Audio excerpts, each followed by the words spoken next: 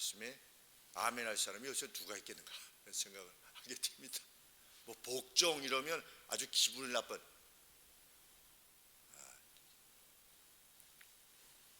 이방인 성도들이었던 에베소 교회 성도님들이 참 고민했던 것은 혈통적인 한계, 아브라함의 후손이 아니라고 하는 혈통적인 한계 때문에 우리는 어찌해도 아브라함의 후손인 유대인 그리스도인들 같이 될 수는 없다. 그래서 많은 고민을 했는데, 그러니까 사도 바울이 뭐라고 말씀하시는 겁니까? 하나님께서 창세 전부터 예정하신 것은 뭐냐? 그리스도 안에서 우리를 자신의 자녀로 삼으시는 것이 창세 전부터 하나님께서 목적하신 것이다. 창세 전에 우리를 택했다가 아니라 무엇이 강조되는 거냐면 창세 전에 예정하신 것이 뭐냐? 그리스도 안에서 우리를 택하시는 것이, 입양하시는 것이 하나님의 선하신 뜻이었다. 그러니 누구든지 그리스도 안에 있으면 새로운 피조물이다. 그리고 하나님의 거룩한 백성들이다. 그것은 이방 그리스도인이나 유대 그리스도인이나 별반 차이가 없는 것이 아니라 차이가 전혀 없는 것이다. 이렇게 말씀하시면서 우리가 정작 관심해야 되는 것은 그리스도로 말미암는 새 사람을 입는 것이다. 과거의 옛 자아를 벗어버리고, 옷을 벗어버리듯이 옛 자아를 벗어버리고 새 자아를 입는 것이다. 새로움을 입는 것이다. 그렇게 말씀하시면서 새로움을 입는 방법이 뭐냐? 그 말씀을 하시는 가운데 오늘 이 말씀이 있는 것입니다. 우리 21절에 보시면 그리스도를 경외함으로 피차 복종하라. 이것이 새 사람을 입는 방법이다. 피차 복종하는 것. 상대의 유익을 위하여 내 자신을 복종시키는 것. 그것이 새로움을 입는 것이다. 근데 세상은 자기를 주장하려고 하지요. 남편은 아내에게, 아내는 또 남편에게. 한 40살까지는 남편이 주장하는데 50살부터는 부인이 주장하기 시작하는, 그것이 세상의 부부간의 모습입니다. 정말 심령으로부터 서로에게 참 복종하려고 하는 이들을 찾아보기가 정말 어려운 것이죠. 피차 복종해라. 누구와 누구 사이에? 남편과 아내 사이에 피차 복종해라. 그 다음에 아버지와 아들 간에, 요새로 치면 부모와 자녀들 간에 피차 복종해라. 또 상전과 하급자, 예전에 치면 주인과 종 사이에 서로 복종해라. 주인과 종 사이에 상호 복종이 어떻게 가능하겠습니까? 그렇게 복종해라. 피차 복종해라. 그러면서 오늘 첫 내용이 부부간의 관계가 나오는 것입니다. 먼저 부부간의 상호 복종에 있어서 사도가 이렇게 권합니다.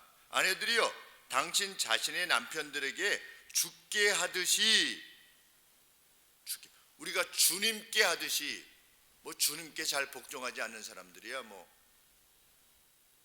이것도 별로. 우리 아버지로부터 학대받은 사람들은 그 말을 참 싫어하다고 하지 않습니까? 하늘에 계신 우리 아버지요, 참 싫어한대요. 왜? 아버지에 대한 기본적인 인식이 왜곡되어 있기 때문에 싫다는 겁니다. 아버지 싫다는 거예요. 하늘에 계신 우리 아버지, 엄한 아버지, 독선적인 아버지, 이렇게 생각을 해서 참 어려운 일입니다. 무엇이라고 권하는 겁니까? 당신 아내들이여, 당신 자신의 남편들에게 죽게 하듯이 하십시오. 복종하십시오, 이런 뜻이죠. 죽게 하듯이. 그런데 성도들 가운데 주님께 복종하는 사람이 별로 없다면 이것조차도 사실 별 의미가 없죠. 주님께도 복종하지 않는데 뭘 남편에게 복종하겠습니까? 그런데 당시의 성도들은 주님께 절대적인 복종을 했겠습니다. 그러니 죽게 하듯이 남편들에게 복종하십시오. 그런데 이미 당시에는 남편의 권위가 지나치리만큼 독선적이었죠. 누차 말씀드리지만 딸을 계속해서 낳으면 딸을 갖다 버려라. 그러면 버려야만 되는 생사여탈권, 자녀에 대한 생사여탈권까지 남편에게 있었답니다. 당시에는 그것이 기록으로 남아있죠. 이미 남편의 권위는 아주 지나치리만큼 독선적이었습니다. 그런데 그런 상황 가운데서 사도가 권하는 겁니다. 죽게 하듯이 남편에게 복종해라. 이거 무슨 의미인가? 주님께 복종할 때 우리가 뭐 할 수 없이 복종하는 게 아니지 않습니까?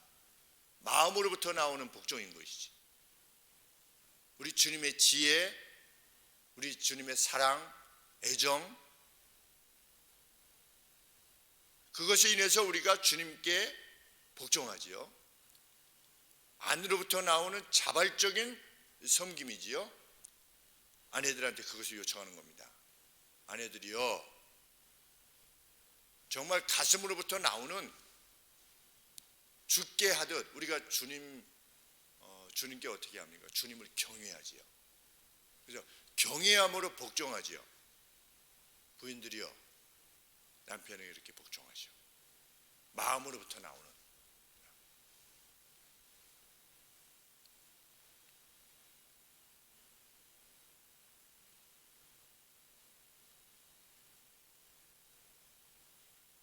이전의 태도를 벗어버려야 된다.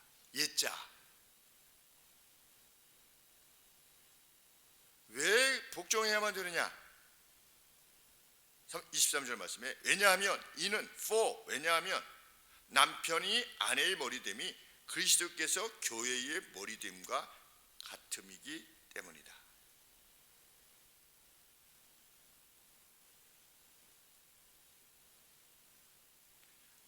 그리스도께서 교회의 머리가 되신다고 하는 사실을 받아들이는 부인은 남편의 권위를 그토록 높일 것이라는 겁니다. 세상의 부부들은 그러한 그리스도인의 부부됨을 보아야만 될 것이다. 그리스도인 가정의 분명한 특징은 뭐냐? 아내가 남편에게 주를 섬기는 것만큼이나 섬김을 행하는 것입니다. 그것이 이러한 성경의 가르침에 오늘 정말 순종하려는 이들이 과연 얼마나 있을까? 우리 한번 떠올려 보시면 좋겠어요. 우리 그 주변에 정말 그 부인이 남편에 대해서 정말 이렇게 어떤 주님을 높이듯이 남편을 높이는,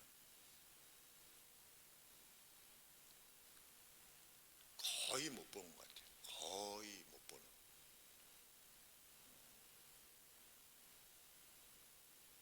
제가 그래도 기억하는 부분은 저쪽 예배당 있었을 때 저희 교회 등록하시려고 하다가 저희 교회가 옮겨갑니다 이러니까 못하시고 은샘교회에 등록하신 집사님 가정이 있는데, 저 위쪽에서 그 알루미늄 샤시를 하시는 집사님 부부였는데 지금 안수 집사님 되시다는 말씀 들었습니다. 은샘교회에서. 근데 그 두 부부가 이제 교회에 오셔서 사무실에서 같이 말씀을 나누시는데, 그 부인 되시는 집사님이 그 남편을 대하는 모습이 정말 아름다웠습니다. 인상적일 정도로. 거의 한 10년이 지났는데도 불구하고, 야, 저 부부는 뭐 이렇게 남편이 쭉 얘기하다 보면 뭐 부인이 가령 예를 들어서 그거는 뭐 가령 예를 들면 21일이면 22일을 남편이 이렇게 얘기했다고 할 것 같으면 22일이 아니라 21일 아닌가요? 이렇게 옆에서 제안을 하는 겁니다. 그래도 남편이 22일이라고 그러면 22일이었나요? 뭐 이렇게 다시 어떤 그 대화하는 모습이 너무 아름다운.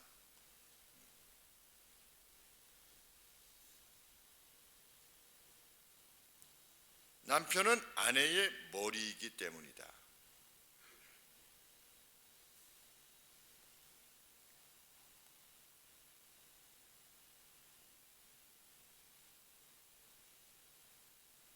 그런데 23절 하반절에 보시면 좀 특이한 언급이 있습니다.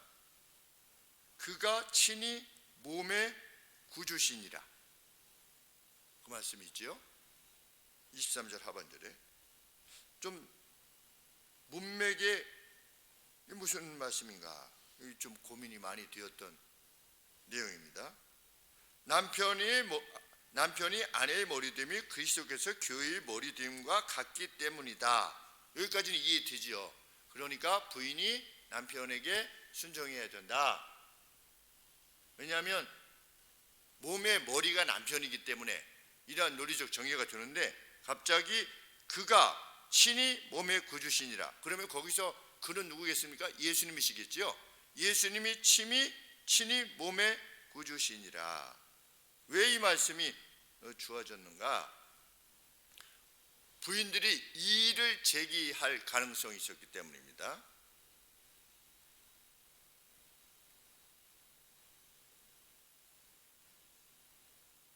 어떤 이의를? 남편이 보호자로서 나를 그렇게 해야만, 부인을 보호해야만 되지 않는가? 그러니까 부인의 입장에서 보면 복종하라고 그러는데, 남편은 나의 보호자가 되어야만 하는 것이 아닌가? 남편은 의뢰이 그래야만 되는 것이 아닌가? 그것이 남편의 역할 아닌가? 그러한 이의를 부인들이 제기할 수 있었던 것이죠.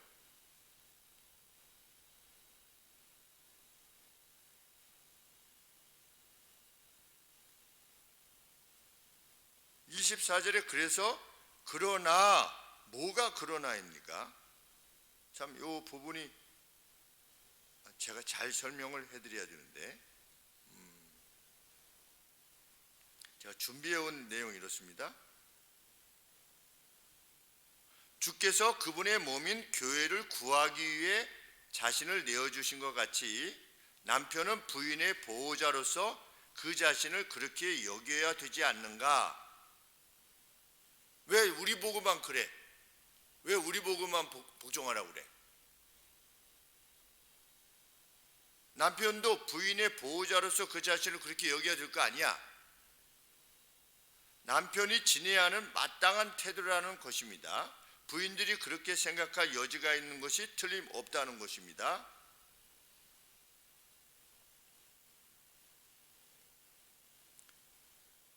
그러나 교회가 그리스도에게 하듯 아내들도 모든 일에 있어서 그 남편에게 복종할지니라.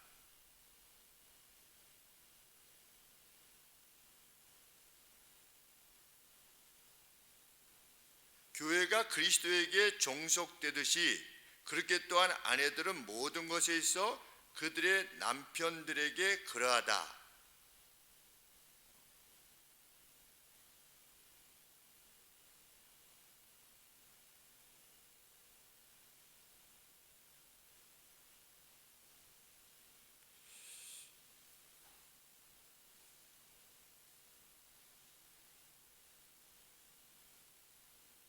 참 어려운,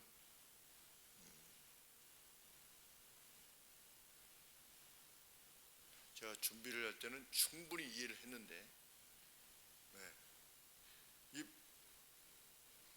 왜냐하면 그가 친히 몸의 구주시니라가 굉장히 어려운 내용이라서, 그리고 나서 24절에 그러나가 또 이렇게 나오니까, 그러나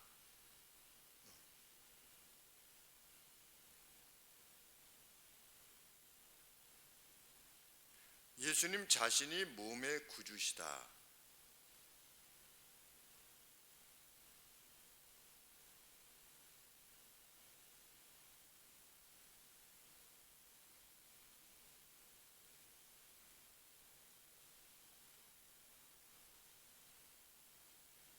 몸이면 교회지요.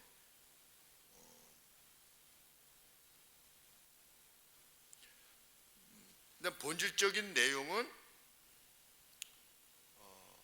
교회가 그리스도에 대해서 복종하는 것은 기꺼움에 의한 것이어야만 한다. 그렇죠? 교회가 그리스도에게 복종하는 것은 자발적인 믿음에서 나온 것인데, 아내의 복종 역시 종됨에서 나오는 것이 아니라 기꺼운 것이 되도록 하라. 이런 차원에서 지금 언급하고 있는 것입니다.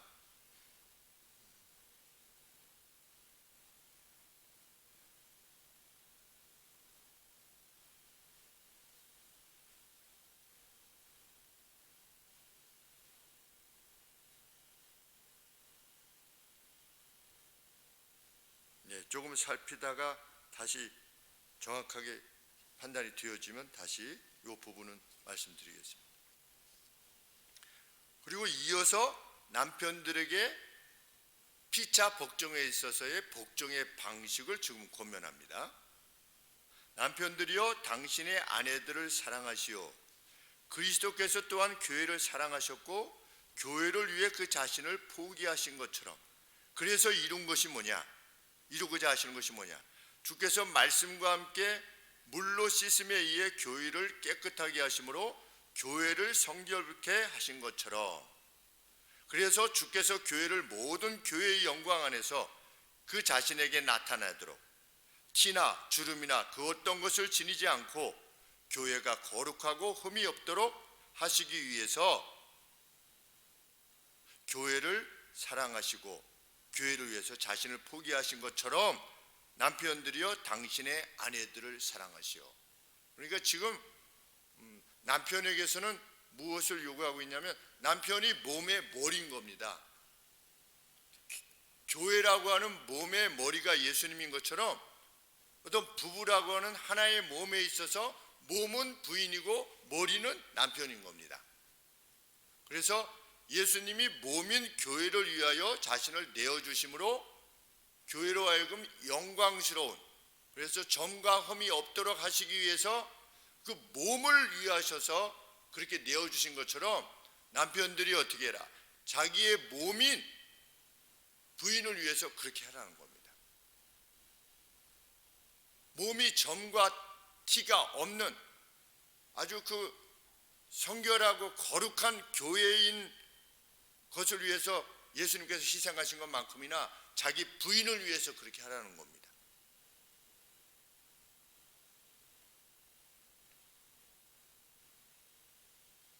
그래서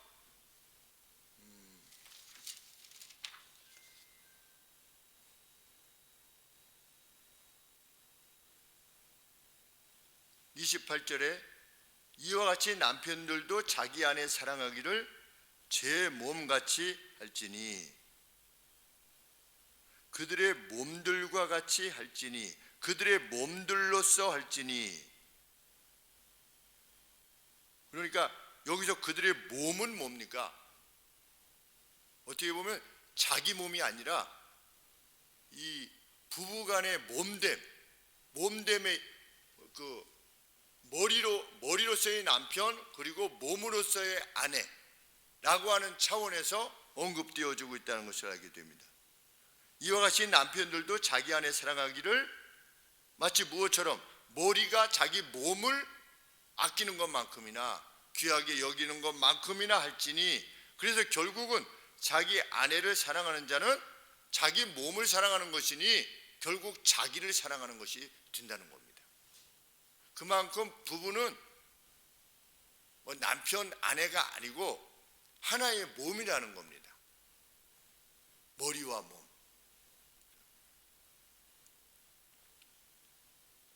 누구든지 언제든지 제 육체, 결국 자기 아내지요, 제 육체를 미워하지 않죠. 머리가 몸을 미워할 일이 없지 않습니까?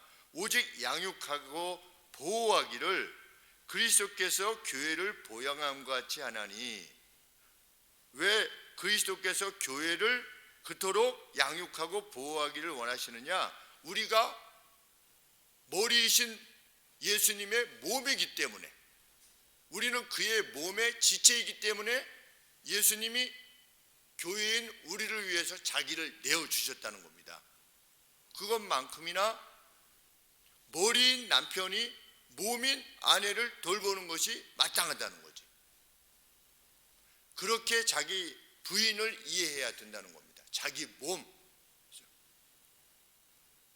이것이 바로 결혼에 관계되어진 하나님의 뜻이다. 이러므로 사람이 부모를 떠나, 남자가 부모를 떠나는 것이죠. 머리가 그 아내와 합하여 그 둘이 한 육체가 될지니 이 신비가 크도다. 참 부부가 하나가 되는 것이 그냥 뭐 시간 되면 결혼하고 뭐 결혼하면 아기 낳고 뭐 가정을 이루고 이것이 아니고, 이 부부됨이라고 하는 것은 성경에 의하면 하나의 육체가 된다라고 하는 것은 그냥 어떤 몸이 뭐 이렇게 섞인다 이런 차원이 아니라, 같이 산다 이런 차원이 아니라 아주 신비에 속한 것이라는 겁니다. 마치 정말 남편이 머리요 부인이 몸인 것입니다. 그러한 신비에 속한 것이라는 거죠. 이 비밀이, 이 신비가 크도다. 그런데 지금 이 신비가 큰 면들이 있는데 어떤 다양한 스펙트럼이 있겠죠. 부부됨이라고 하는 것이. 그런데 내가 지금은 그리스도와 교회에 대해서 말하고 있는 중이다. 내가 교회론적인 차원에서 지금 설명하고 있는 것이다.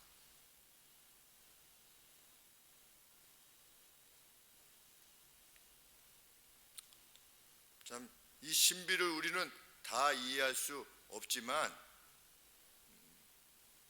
머리인 남편이 부모를 떠나서 몸인 부인과 여성과 만나서 결혼을 통하여 하나의 육체가 되는 것, 그것이 결혼의 신비다. 그리고 하나님의 창조의 방식이며 창조의 목적이다.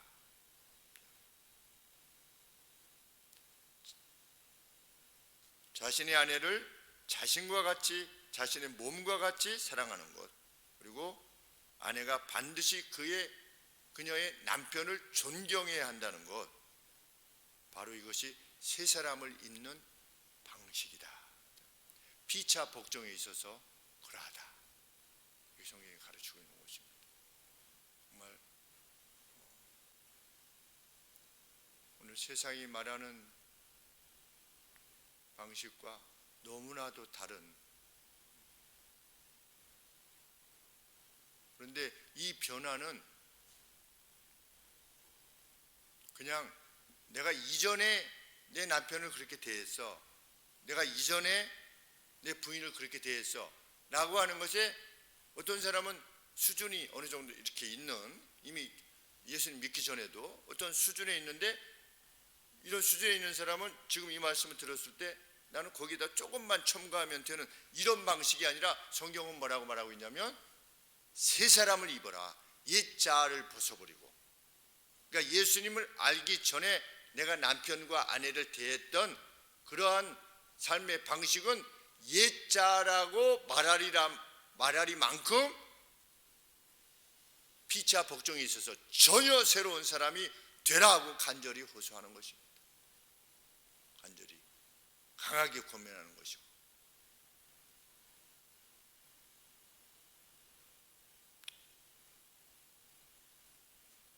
그런데 이것은 피차 복종의 어떤 일환인 것이지요. 삶의 내용에 있어서 우리 학교 가면 학교 교장 선생님과 선생님 사이에, 교장 선생님과 제자 사이에, 또 교회에서는 또 상호 간에, 뭐 사회에서는 국민과 정부 사이에, 이런 어떤 그런 관계들 속에서 정말 복종하는 자들이 되라. 심지어는 상전들이여 종들에게 복종하라, 이런 뜻입니다. 우월적 지위를 사용하는 것이 세상의 방식인데, 참 자기 자신들의 종들에게 복종하는 방식에 대해서도 말씀하고 있는 것입니다. 그만큼 상대의 유익을 위해서 자기 자신을 참 낮추는 것, 그것이 새 사람을 입는 기라고 하는 것을 우리의 마음에 기억하고 행하는 우리가 되기를 원합니다. 요 조금 전에 했던 내용은 다시금 제가 가서 정신을 차리고, 분명히 준비할 때는 그렇지, 야 이런 뜻이구나 이렇게 했었는데 와서 보니까 또 헷갈려가지고서 제가 했는데, 다음 수요 예배 때 다시금 이거에 대한 명확한 이해를 다시 한번 드리도록 하겠습니다. 기도하겠습니다.